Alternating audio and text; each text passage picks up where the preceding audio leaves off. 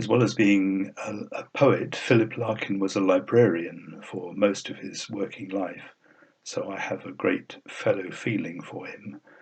I was a librarian myself for 5 years and I really enjoyed it, but I was glad I got out of it because I know so many librarians who turn into kind of sour and bitter people, however delightful the job is.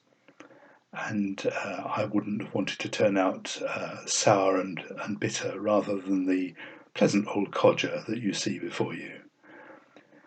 But still, Philip Larkin was another one of those poets who wrote many poems, many good poems, and yet he often felt that the one that he would be remembered for was this doubtful view of parents and children. This be the verse by Philip Larkin. They fuck you up, your mum and dad. They may not mean to, but they do.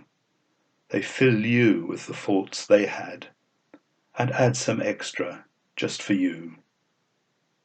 But they were fucked up in their turn by fools in old-style hats and coats, who half the time were soppy stern, and half at one another's throats.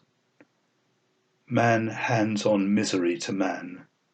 It deepens like a coastal shelf. Get out as early as you can.